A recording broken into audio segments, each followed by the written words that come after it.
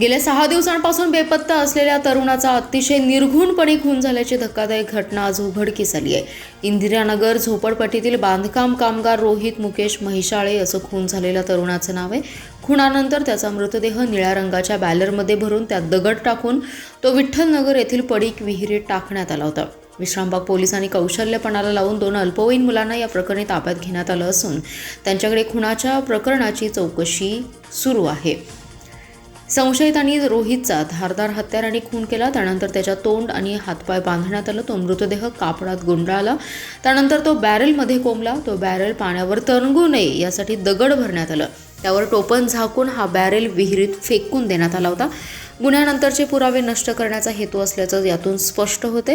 रोहित म्हैसाळे इंदिरानगर परिसरात राहण्यास आहे. तो विवाहित असून त्याला एक मुलगा आणि मुलगी आहे. तो सेंटरिंगचं काम करत होता. त्याची आई महापालिकेत सफाई कामगार म्हणून काम करत आहे. आई आजारी असल्याने बदली कामगार म्हणून रोहित जात होता. गुरुवारी सकाळी 7 वाजता तो आईच्या जागी कामावर गेला होता.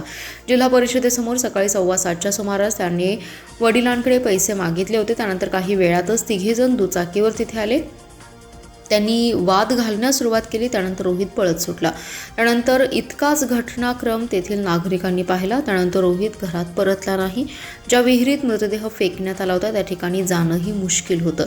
त्यासाठी स्पेशल रेस्क्यू फोर्सला पाचारण करण्यात आलं होतं. मृतदेह नेमका पाण्यात आहे का हे पाहण्यासाठी कॅमेरा आणि स्कुबा डायव्हिंग करणाराही आला होता. त्याने खात्री केल्यानंतर SRFच्या पथकाने मृतदेह पाण्याबाहेर काढला.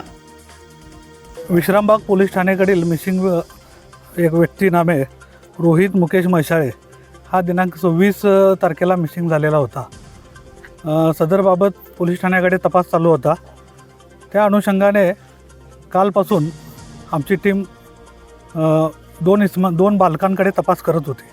त्या 2 बालकांनी सदर मिसिंग व्यक्तीस मारून टाकले असल्याचं त्यांनी सांगितलेलं आहे.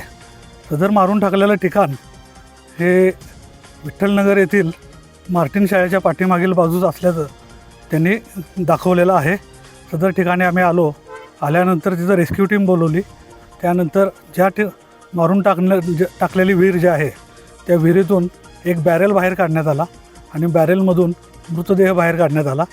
तर त्या मृतदेहाची ओळख विश्रामबाग पोलीस ठाण्यामध्ये खुनाचा गुन्हा दाखल करण्याची प्रक्रिया चालू असून अधिक तपास करीत आहोत.